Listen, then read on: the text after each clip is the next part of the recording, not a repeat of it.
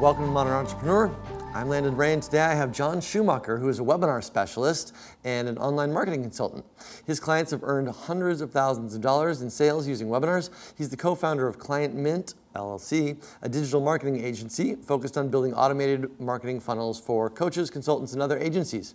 Jon's also the host of the Webinar Mastery Summit, the largest online webinar conference, and has hosted over 300 webinars in the past 4 years. Awesome. Thanks so much for being here, Jon. Thank you for having me, Landon. Yeah. When did you start your business? I started in the online space about 5 years ago. I've been full-time in the marketing space for the last 3 years. If you could go back and give that 5 years ago guy some tips, what would they be? You know, I think for me, it would be to stop focusing so much on what I call front-end strategies, right? So I was, at that time, taking every course. I was following every new hot trend that was being put out in the form of courses from other experts. And I learned a bunch of random skills, but I never really got to a point of profitability at that point. I was spreading myself too thin. And I feel like a lot of people, particularly when they get started, they get pulled into a lot of the flashy items. You know, I learned how to do YouTube SEO. I learned how to do all these random things, and I built a YouTube channel, but I didn't really have any way to monetize that like I wanted, and my goal was to leave a job at that point, and I just kind of struggled to get there. We tend to get pretty enthusiastic about the stuff that people are saying, like this is the secret to whatever, right. And it's a hard kind of decision to make to stop being in learning mode, right? Because before you got into the industry, there's a ton you didn't know, right? You didn't know what YouTube SEO might even be for, right. Or the concept of traffic generation and lead generation and the whole process, right? So it seems like we do have to somehow immerse ourselves and learn some stuff to get a sense of what this industry is. But then at the same time, there's a point where we got to go okay, right. I'm done learning. I actually have to deliver something to the marketplace. How do you figure you make that decision? It's a good question. Sometimes you just got to learn and go through it. But I think for me, I should have done a better job of seeking out other people to help me. Finding a mentor, somebody who's 2, 3, 4 years ahead of me, instead of just trying to figure things out on my own. I think that was one of my early mistakes and I think somebody who I would have trusted could have sat me down and said, no, you need to focus here. If your goal is to create a business and leave your job, you need to sit here and focus on this stuff. So I think that was a key thing that I could have done better early. Now you've had some significant success. What do you feel like your kind of unique skill sets or talents are that's enabled that? Part of it is being able to connect with people. I've always been kind of a good person at connecting with others, so I found a lot of partners early that helped kind of co-promote with me. So that's one skill I think has really helped me is developing the ability to connect with other human beings and make connections in your space. Even if you're just getting started, I know you get a little nervous about approaching people that are a few pegs ahead of you, but being willing to push through that and actually build relationships and give and help and just be a nice person to them, that's been huge for me. My latest obsession and what I feel like I'm good at and feel like where I want to keep going is more on the fundamentals, right? Like what's the big idea of your funnel? What's the marketing message? How do you make your offer compelling? And how do you make your marketing message on a presentation compelling? So I feel like those elements are what I'm sort of obsessed with. And in the past, when I've been obsessed with things, I've tend to learn them and get really, really good at them. So I kind of go all in when I get excited about something. Yeah, it's interesting what you say about connecting with people and reaching out to people that are at a different level than you. When I got started in this industry, which was quite a while back, it was a way more transactional kind of time where if you wanted somebody to maybe promote your offer, their first question was how big is your list?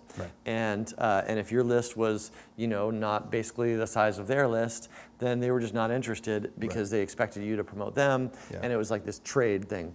And what I've seen over the last few years in particular is that model is just tired.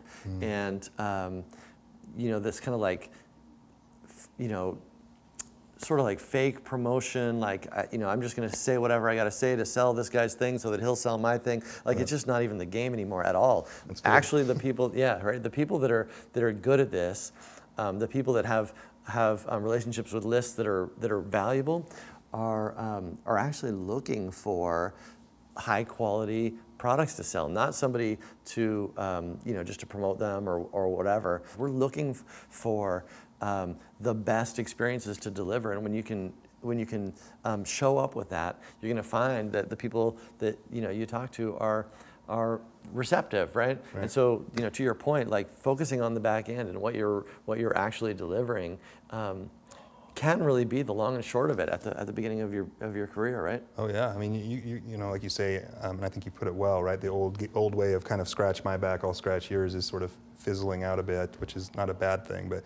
I think I don't know, it's just simple for me. Like, I like human beings and I want to make friends with them. I don't, like when I went to a JV event in San Diego earlier this year and they asked, what are you looking to get out of this? And it was a JV specific event. And I said, I'm looking for friends first, right? Because I don't want to do business with people that I don't really have the same philosophy with, and I wouldn't expect them to do the same with me. So I think it starts with that filter. Yeah.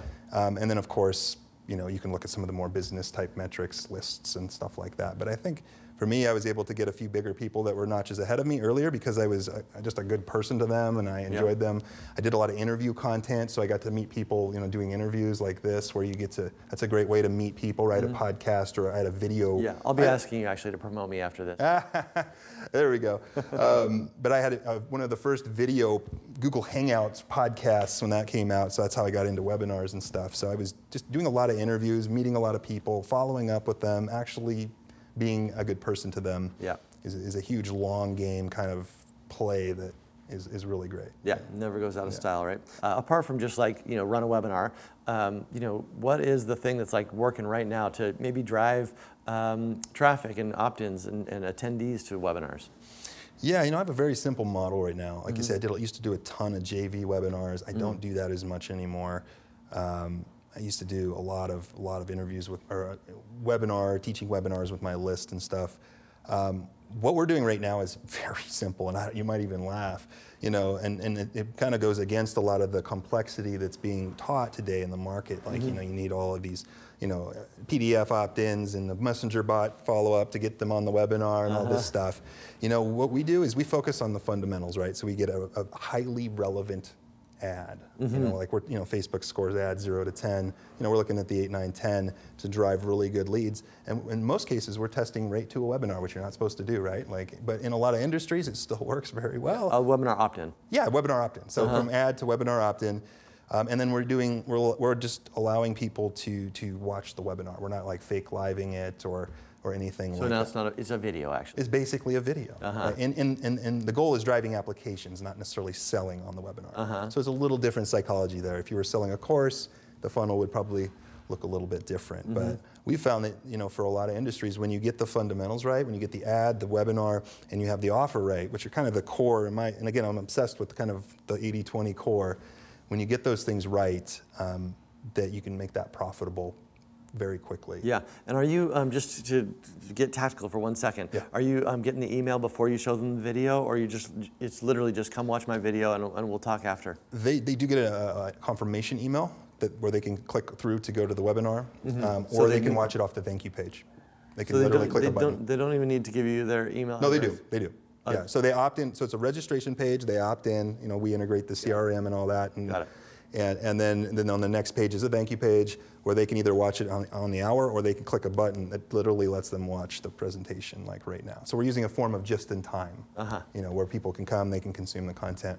Got it. So what are you learning right now? What is like you're struggling with? What are you trying to figure out? What is the cutting edge for you? For me, it's team building. I kind of came from a previous background of kind of the course model, the influencer, trying to sell courses and consulting kind of the solopreneur into more of now we have a team and an agency and things like that more. So I'm learning, how to hire and fire, how to motivate the team, how to get good people in there, how to manage more hands-on, high-touch, client work and stuff like that. So that's been a learning curve for me, definitely. And I'm sure, you got a big team here. Putting that together and making sure that there's cohesiveness, that people work together, that our clients are taken care of, and all those things has been a great learning experience. Yeah. So you're just starting out. You're 5 years in or whatever. Yeah. But have you got a sense yet of like what it's all for? Like what is the legacy that you're building? I want to be known for somebody who cared about his clients, as somebody who was a good person, who did it the right way. who made a lot of money, helped people make a lot of money, but did it in a way that my dad always said, never lie to people, right? And I think that's one of the reasons why we don't do a lot of the fake live webinars and things like that is I want that trend to go through, what we do. So we call this thing Modern Entrepreneur, trying to get at like what the unique opportunity is of this moment, right? Everything's changing so quickly, and as entrepreneurs, we have these opportunities that are available to us that have never been available before, and we're trying to uncover like what those things are, and maybe also what the unique responsibilities are that we have as entrepreneurs. What do you feel like those things might be? I think we have a responsibility to be a professional, to take care of our clients, and to treat them like people, right? Mm-hmm. I think, again, going back to that, I think there's, in some regions of the market, there's less of that than others, right? Mm-hmm. And so I think, for me, I feel a responsibility to them, right? Like to our clients, to the people we're helping share their message, to treat them with respect, to do good work for them, to communicate with them.